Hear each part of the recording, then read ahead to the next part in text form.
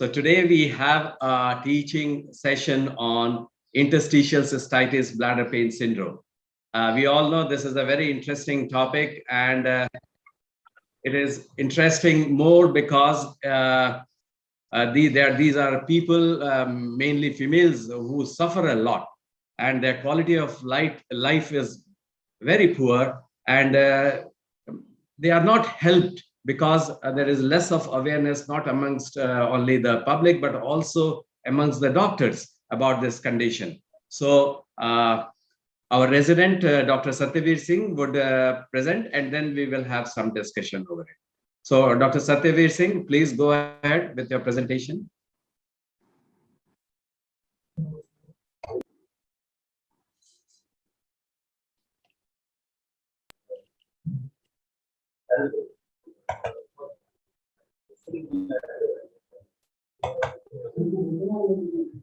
Good morning, all respected teachers, seniors.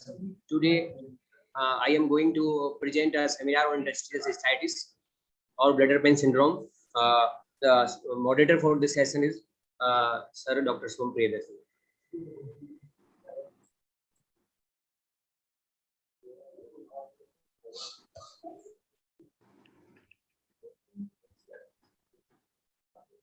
Yes, Dr. Satyaveer, go ahead, please.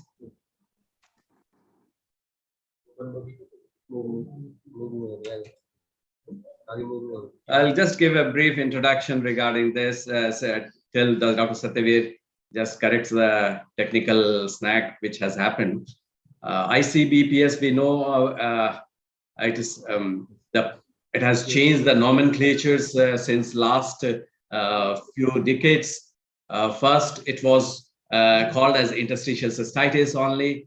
When the Hunner's lesion was diagnosed and was found out by Dr. Hunner himself, and then later it changed its name to painful bladder syndrome, and then we called it bladder pain syndrome. Then many other continents it is called even bladder sensitivity syndrome, like in Japan. And now we know that there is a big society called ESSEC Society, that is European Society for Interstitial Cystitis. We have been having a lot of these seminars, webinars, and conferences. One of the ESSEC annual meeting was held in Delhi only in our country. And in 2015, we had made one more body, which is called GIPS, that is Global Society for Interstitial Cystitis Bladder Pain Syndrome, whose chairman is Dr. Rajesh Taneja and secretary Dr. Sanjay Pandey. And there are four or five of us who were the founding members of the GIPS Society, including me. There were Dr. Apul Goyal, Dr. This is a very interesting subject. Every year we have an annual meeting of this GIPS Society, and almost every 2-3 months we have some webinars, some meeting going on every day. So all those who are interested, all faculty members and the residents also, you may join us as members of the GIPS Society. And almost and we have been associated with many international bodies also, besides ESSEC. And there are gynecological societies, the Royal Society of Gynae and Obs, UK also. We had just a meeting about a few weeks back only with them. So those who are interested can also join us.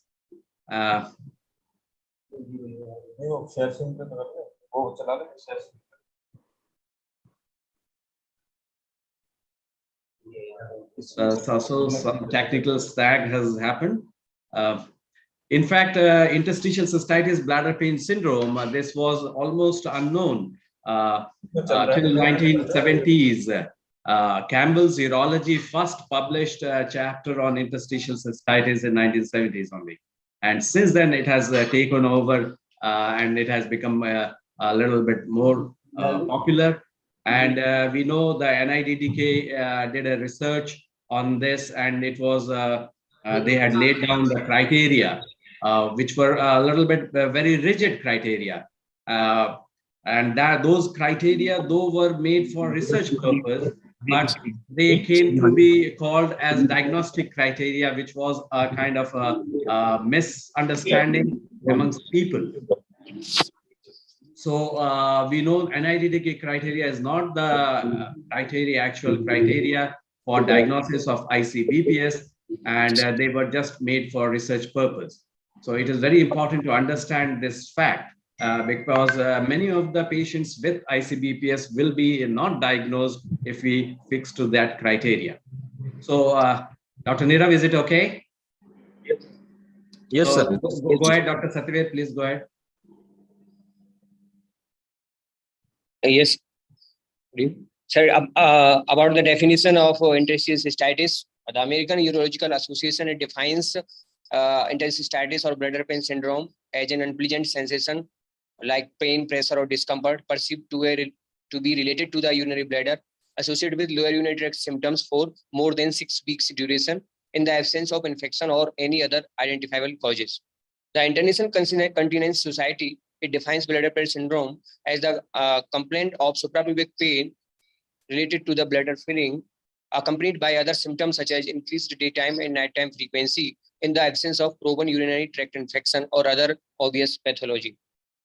Now, another definitions given by the European Society for the Study of Interstitial Cystitis, ESSIC, it proposes that bladder pain syndrome or interstitial cystitis it could be diagnosed on the basis of more than 6 months duration of symptom like pelvic pain, pressure, or discomfort perceived to be related to the urinary bladder, accompanied by at least one other urinary symptom like persistent urge to void or frequency, and the exclusion of confusable diseases as the cause of the symptoms. According to the Global Interstitial Cystitis Bladder Pain Society, gives society definition of this interstitial cystitis is there is when there is pain or discomfort in lower abdomen and or urogenital area of more than 3 months duration, which is usually worst on full bladder, along with one or more lower urinary tract irritative symptoms like frequency, urgency, or nocturia, with or without standard stigmata on cystoscopy, provided another discernible pathology likely to cause these symptoms has been excluded. Now coming to the epidemiology, the prevalence initially increases, then decreases. From 18 to 29 years of age, it is to 2.21%. For 50 to 59 years of age, it is 3.41%, and it decreases to 1.7% in 70 to 75 years of age group patient. Of note, there is only 10% of these women, they had a clinical diagnosis of interstitial cystitis. In clinical practice, the female to male ratio is 5:1, and it is condition is uncommon in children, but when it is present, it may be with or without Hunner lesions. Hunner lesions, it may be identified in approximately 20% of the patient in clinical practice.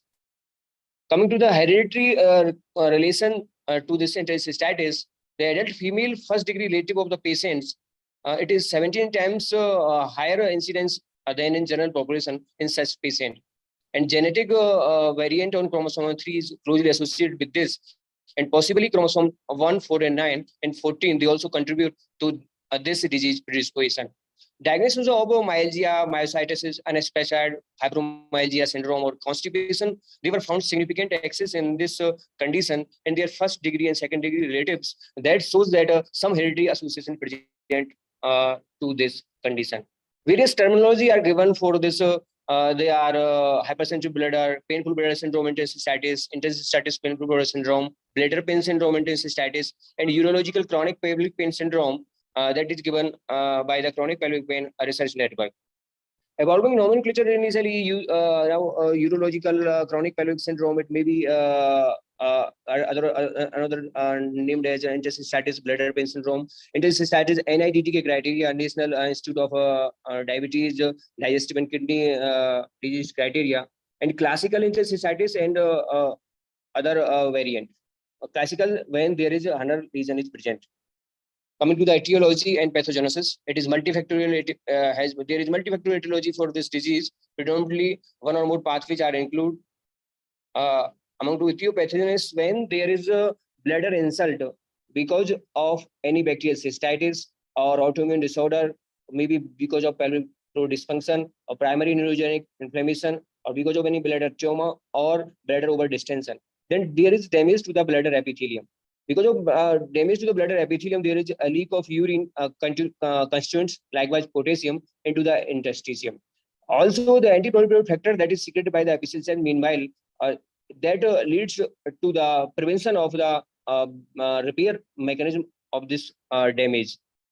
These potassium ion, they directly may progress to bladder injury, or they activate by various pathway mast cells, and the histamine is releases. Other C fiber activation that present is bladder mucosa and substance P. They also released. It also contributed to progressive bladder injury, and certain immunogenic and allergic responses are also lead to the progressive bladder injury. There is no coming to the pathology. There is no histopathognomic, no histology pathognomic for interstititis.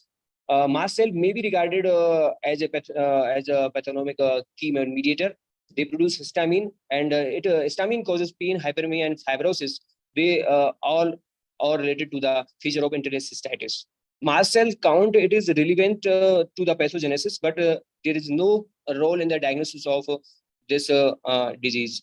Now, histopathology examine or biopsy is only done for rule out carcinoma in situ, eosinophilic cystitis, and tubercular cystitis. Certain symptoms, they are overlap due to with some other conditions. They are urgent continence, urgency, and frequency to the overactive bladder. And interstitial bladder pressure syndrome is also symptoms sharing with the high tone pelvic floor dysfunction and bulbodynia or chronic pelvic pain syndrome. Certain disorders, they are associated with this interstititis. The most common is the allergy, that is almost 40%, and the irritable bowel syndrome is constitute 34% of this association. Other are sensitive skin, bulbodynia, fibromyalgia, chronic fatigue syndrome, migraine, asthma, and inflammatory bowel disease, systemic lupus, erythematosus, rheumatoid arthritis, Sjogren's syndrome, temporomandibular disorder, and low back pain. There are certain diseases or conditions they may confuse with interstititis, or they may be considered as differential diagnosis. Among them, male, there is chronic prostatitis, overactive bladder, it may be female, and female also genital tuberculosis. In female, there is chronic pelvic pain syndrome, bulbodynia, endometriosis. There are certain non-obstructive cystitis, that is radiation cystitis, ketamine cystitis, inflammatory drug-induced cystitis, and cyclophosphamide-induced cystitis. Another GI pathology like irritable bowel syndrome and inflammatory bowel disease, they also may confuse with these conditions. Coming to the diagnostic algorithm, when interstititis or bladder pain syndrome is suspected, there should be detailed history and physical examination, and urine examination and routine microscopy, urine culture. If there is a patient have a smoking history or with hematuria, presented with hematuria, urinary cytology may also be sent. A post-mortem residual or voiding diary, and a symptom score or pain scale. Now, then evaluate for the confusable condition. If there is confusable condition like urinary tract infection, overactive bladder, high tone pelvic floor dysfunction, constipation, or dominant irritable bowel syndrome, bulbodynia, bulbar dermatosis, endomatosis, ketamine cystitis, then evaluate for this confusion condition. Then if there is no confusable disorder present, then directly go for or uncomplicated, directly go for benign empirical therapy. Or if there is confusable disorder present, then cause of symptom or additional source, it should be treated. Suspected complicated cases, when the patient having incontinence, urinary retention, microscopic or gross hematuria, pyuria, neurological disease, certain GI symptoms, then accordingly consider the cystoscopy, urinary cytology, imaging studies, urodynamic evaluation, laparoscopy, and suspect specialist referral also. Urodynamic study, it is considered when there is a voiding dysfunction or the patient is presented with a neurogenic bladder. Coming to the bladder wall histology, the section of the bladder wall, if we take, then there is bladder lumen, protective mucin layer over the endothelium, lamina propria, and muscle layer. There, the surface endothelium, that is a closed pack up of the epithelial cells, so that there is no leakage. But when there is a pathology is present, the normal protective bladder lining, it thins out. Then pinpoint bleeding hemorrhage, they are also called as agglomeration. They develop on the bladder wall, and ultimately Henner lesion in the bladder wall may develop. Now, cystoscopy with a hydrodistensor.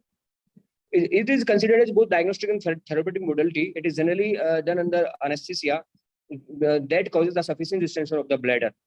By the cystoscopy, we can easily visualize the submucosal pinpoint petechial hemorrhage, or they also called as glomerular. First of all, the filling of the bladder is done at the 80 centimeter water pressure for 1 to 2 minutes. It is only diagnostic. Then bladder is drained and refilled. When the terminal portion of effluent is often blood tinged, reinspection will reveal the glomerulations or the pinpoint petechial hemorrhage that developed throughout the bladder after distension. If we are not doing cystoscopy and under anesthesia, we will not able to visualize these glomerulations. The glomerulations, they are not specific for interstititis. When the patient present with a frequency, urgency, or like clinical symptoms, then there are more chances for glomerular presence. It may also be seen after radiation therapy in patient with carcinoma of bladder, after exposure to the toxic chemicals or chemotherapeutic agents, in patient on dialysis and after urinary diversion when the bladder has not been filled for prolonged period. The diagram showing certain glomerulations, the typical glomerular after the bladder distension in and without a Hunter lesion. Second B, a diagram is so mucosal tear that frequently develop during hydrodistension near the bladder neck in the submucosal region. The Hunter lesions, the various appearance of Hunter lesion on routine cystoscopic examination, there is stellate appearance, having a central necrosis, bleeding and disruption of the lesion, with fibrous bridging between the lesion may occur. Now, marker clear cut, there is no marker for the interstititis disease, but mast cell, it can be a possible diagnostic marker. 27 mast cells per millimeter of cube is considered an indicative for mastocystitis. Generally, there when it is examined under biopsy. When cystoscopy is done, biopsy is taken, then in that biopsy, mast cells, they are counted.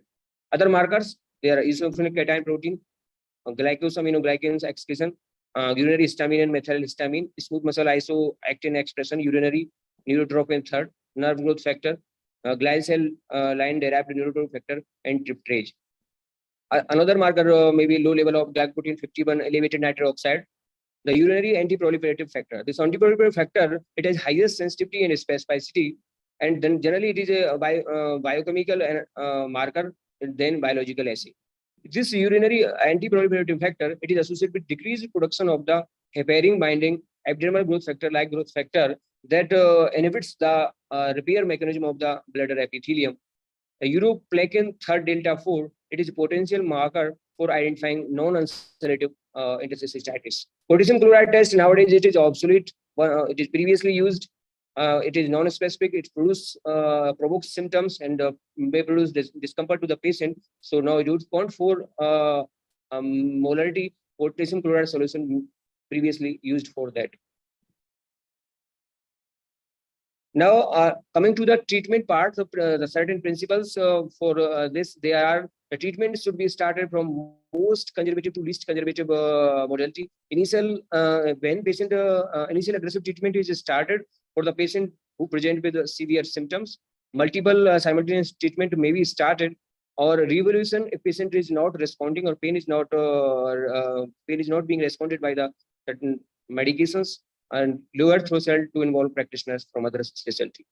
Now it is tiered therapy as per American Urological Association guideline. The first line, the pain management is considered in all tiers, first line, second line, third line, and all.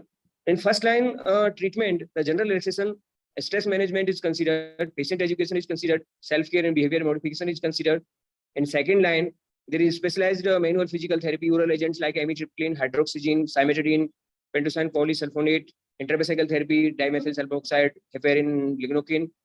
In third line, cystoscopy under anesthesia with hydrodistension, treatment of the Hunter lesion if found. And fourth line, intradetussar botulinum toxin injection, neuromodulation. In fifth line, cyclosporin A and other immunosuppressive drugs are used. Among sixth line treatment, urinary diversion with or without cystectomy, substitution cystoplasty may be considered. Now coming to the conservative therapy, that is considered as first line therapy. Certain dietary modifications should be done. The patient who is taking most bothersome drug or beverage to change to be least bothersome drugs and certain beverage. Stress reduction strategies should be applied. Patient should have regular exercise. Their warm tub baths, it may also help. Biofeedback, soft tissue massage, and acupuncture, may also be beneficial. Now, dietary modification में certain most bothersome food or beverage are caffeinated and decaffeinated coffee, cola and non-cola carbonated beverage, beer and red wine, white wine, champagne, grapefruit, lemon, orange, pineapple, cranberry juice, orange and pineapple juice, tomato and tomato products, hot pepper, spicy food, chilies, saccharine, vinegar, artificial sweeteners, and Mexican, Thailand, and Indian food. To the least bothersome food, they are water, milk, low fat and whole milk, bananas, blueberry, pears, raisins, watermelon, broccoli, and Brussels sprouts, cabbage, cauliflower, cucumber, mushroom, white potato, sweet potato, egg, beef, pork, chicken, oat, rice, popcorn. Coming to the second line treatment, that is commonly taking oral drugs. The amitriptyline is the mostly staple drug that is being used. It is started in a titrated fashion. Initially, it is started as 10 mg in the evening. Then dose is increased by 10 mg weekly to a maximum tolerated dose of 50 mg weekly. Certain antihistaminics, hydroxygen may be started, or montelukast, that is mast cell inhibitor, it also may be used. Pentosan polysulfonate, polysulfate sodium, that is used as 100 mg 3 times daily. It is only FDA approved oral medications used for these conditions, but it has certain side effects that is called reversible alopecia. It may cause diarrhea, may cause pigmentary maculopathy. Gabapentin and pregabalin, certain analgesics, they may also be used for these conditions. Other oral drugs, they are L-arginine sachet, quercetin, bioflavonoid, and antibiotics. There is no role of antibiotics for these conditions. And nifedipine may also be used, bisoprostol, dextroamphetamine, phosphodiesterase inhibitors, they may also be used. And coming to the second line, also there are certain intravesical therapy, they are also used as second line treatment. Various cocktail regime they are used. Most commonly, intravesical cocktail regime that is used is 50 ml dimethyl sulfoxide, then plus 10 mg triamcinolone, plus 40 milliequivalent sodium bicarbonate, and 20 to 40,000 unit heparin. It is given weekly for 6 weeks. If patient has good response, then we can give this monthly for up to the 6 months. Another intravesical therapy, that is glycosaminoglycans may be used. Among glycosaminoglycans, exogenous glycosaminoglycans used, and certain analog of glycosaminoglycans, that is pentosan polysulfate, that may also used intravesically, and chondroitin sulfate, it may also be used. The pentosan polysulfate sodium, it is used 300 mg twice weekly in 50 ml of normal saline for 6 weeks. If good clinical response, the patient may be given monthly for 6 months. Other intravesical therapies, they are lignocaine and bupivacaine, that is sodium channel blocking anesthetic agent. Intravesical administration of these anesthetic agent may be helpful. The most commonly used medications in the various cocktail solution, that is the lignocaine sodium channel blocking agent. Other intravesical agent, heparin and non-glycosaminoglycans, hyaluronic acid may be used.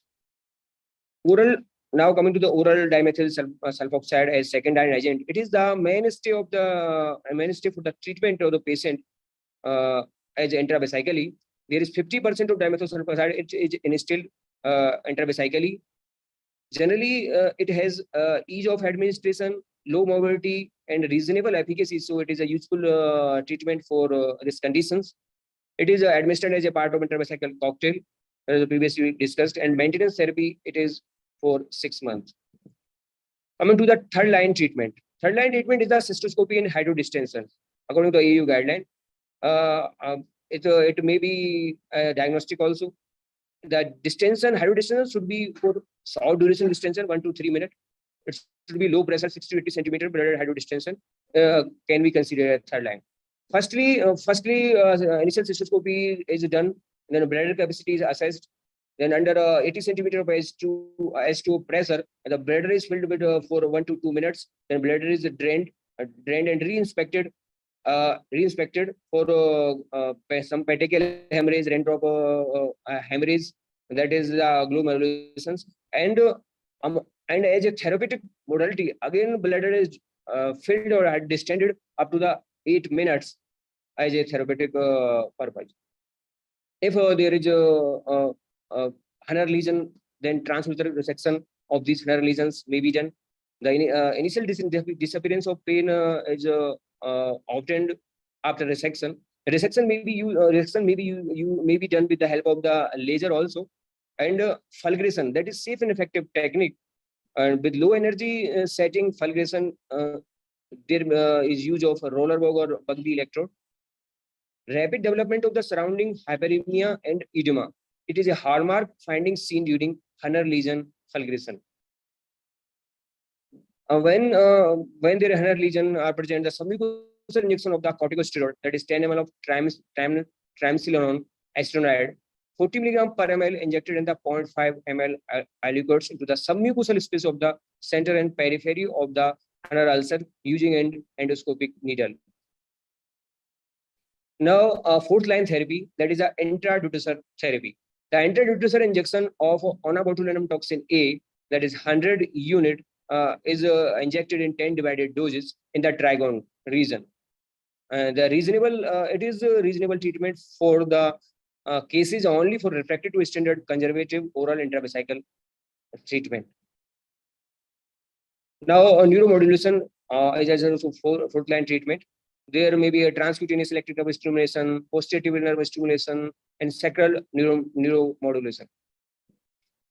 Coming to the fifth line treatment, it is used only in the refractory conditions. Generally, immunosuppressive cyclosporin A is used. The usual dose is 1 to 3 milligram per kg per day. The side effect of cyclosporin A is renal dysfunction, hypertension, a risk of the infection in lymphoma, gum hyperplasia, alopecia, tremor. So it requires continuous or close follow-up. Other immunosuppressive agent like azathioprine may be used for this chloroquine derivative, certain prednisone and methotrexate derivative may also be used as fifth line treatment. Now, major surgery is considered as sixth line treatment. It is reserved for the small portion of the patient when there is an end-stage disease and unresponsive disease. It can be considered in the course of disease with a severe limited bladder capacity under anesthesia. Patient selection is very important. Informed consent process is critical. That counseling also be done to the patient that pain may persist after the surgery also. And small bladder capacity under anesthesia and absence of neuropathic pain, they are associated with better response for after surgery. According EU, European Association urological guideline, open surgeries, the major surgeries, they are urinary diversion with or without cystourethrectomy.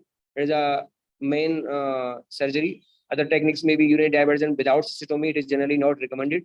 Supratrigonal cystostomy with bladder augmentation. It is used in 50% cases who have trigonal disease and lead to the surgical failure. Subtrigonal cystostomy with orthotomy inhibitor, it may be considered. Cystectomy with ileal conduit formation, it is also recommended in certain cases.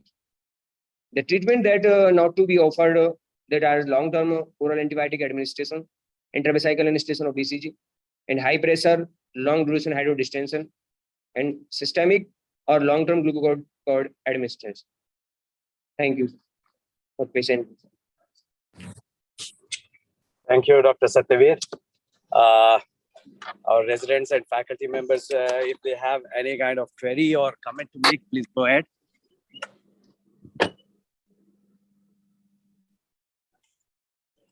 So, Sir, yes, just a yes, small comment and a small query from my side, sir. Please go ahead. Nice presentation, Satyaveer. I think you covered most of the points about IC and BPS. IC BPS, definitely it's a difficult condition to diagnose. And it's not a disease per se, but it's more of a spectrum of diseases. And the symptoms can be, overlapping with various other conditions like chronic prostatitis, UTI, prostatodynia, and vulvodynia. So the proper diagnosis definitely it's a challenge. Regarding the age predilection and the sex predilection, sir, I think nowadays we are seeing more and more male patients of IC. What was once considered to be a female disease, I am seeing more and more male patients also. So, what's your take on that, sir? Are we seeing more male patients, or it's still? Exactly, Dr. Neeraj. That's what we have been encountering and seeing these days.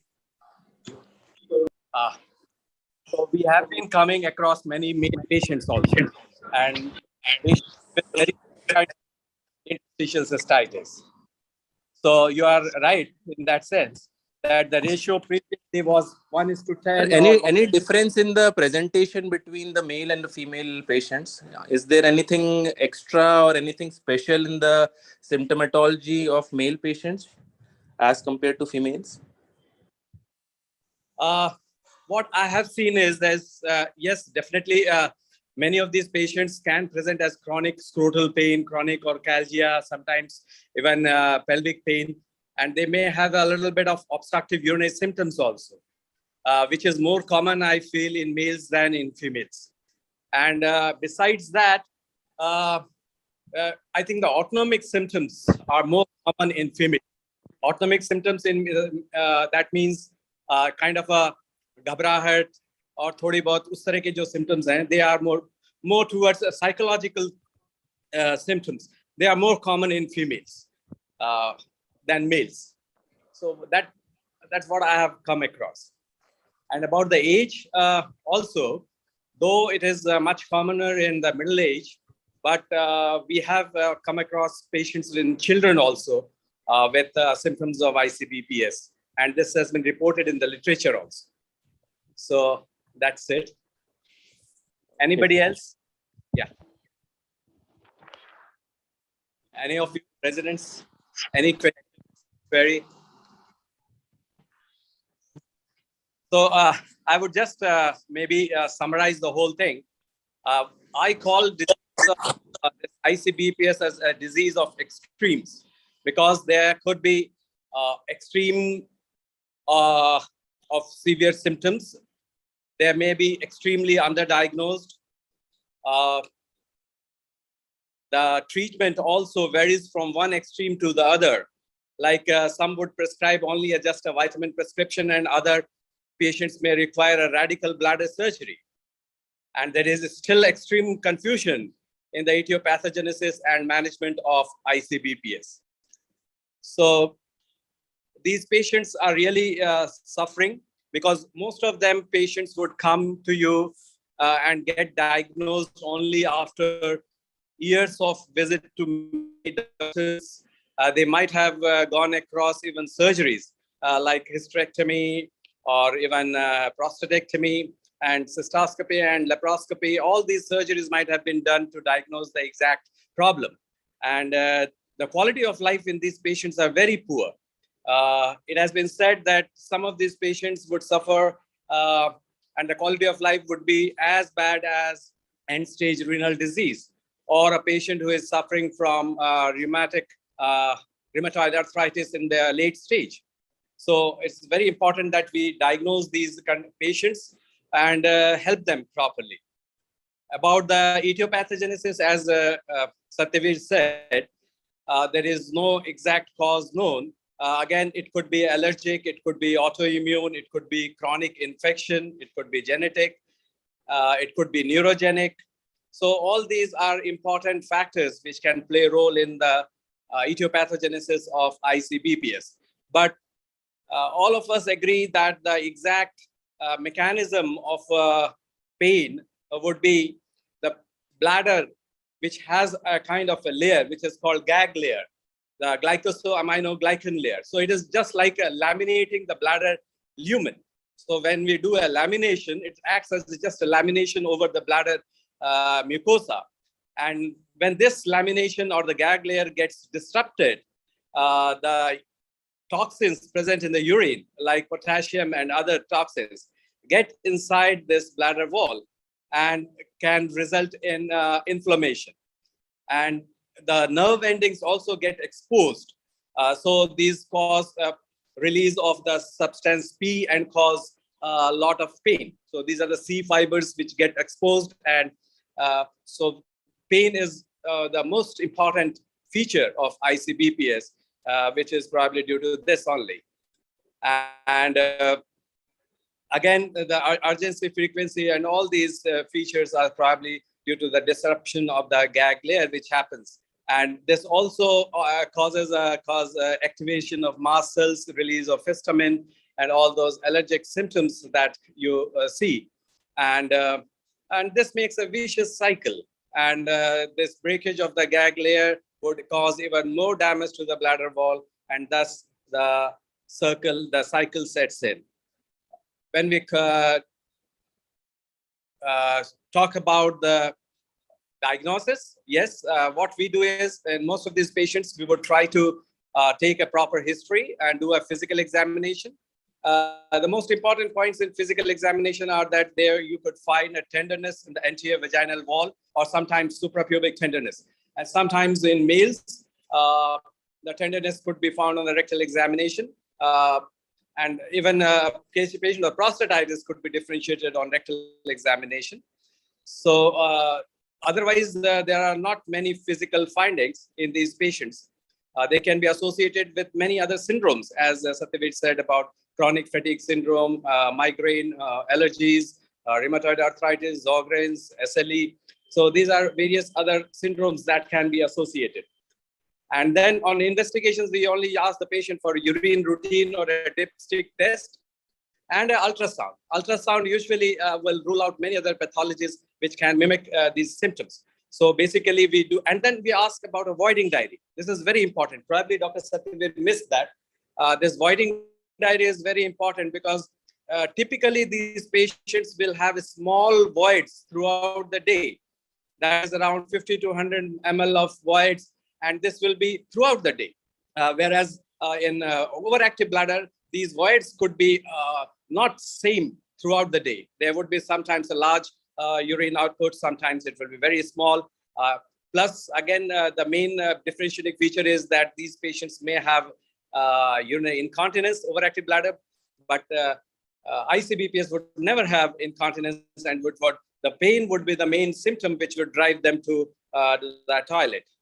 So, so these are the basic investigations that is required. So what we do is we take the history, and if we have a kind of unequivocal or typical ICBPS case, we will proceed accordingly. If we have an equivocal case, like some of these patients may have urine routine examination, may show pus cells, so pyuria needs to be investigated further. Some of these patients may have voiding dysfunction, so they might need a uroflowmetry or a urodynamic study to actually come to the diagnosis. Similarly, some patients may be confused with endometriosis or chronic pelvic pain in females, and that needs to be diagnosed, like vestibulodynia also. So all these patients are unequivocal and they need to be further investigated for the diagnosis.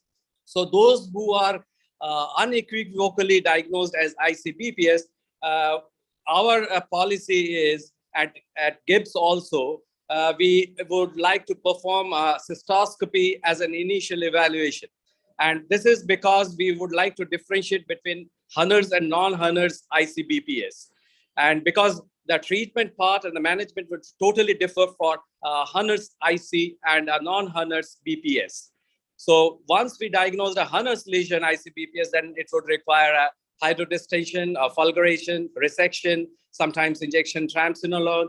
And then later, these patients may require intravesical instillation, neuromodulation, Botox, cyclosporine, and at the end stage, they may require even radical surgery.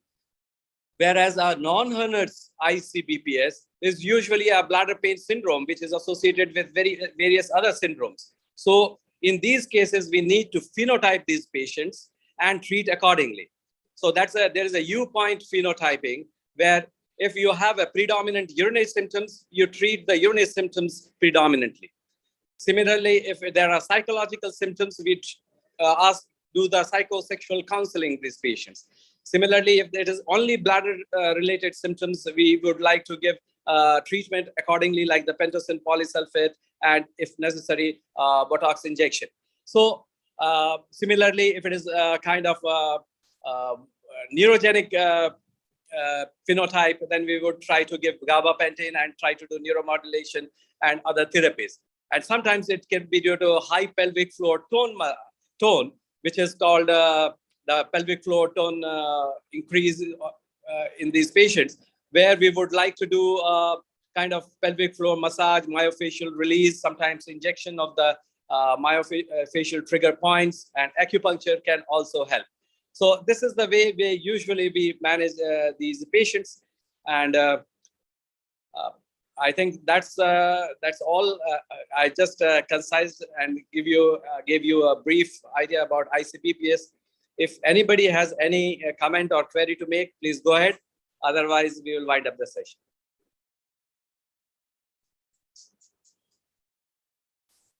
So if none has any comment to make, thank you once again, all the faculty members and residents for joining this session, and all others who might have joined us today on YouTube or Zoom.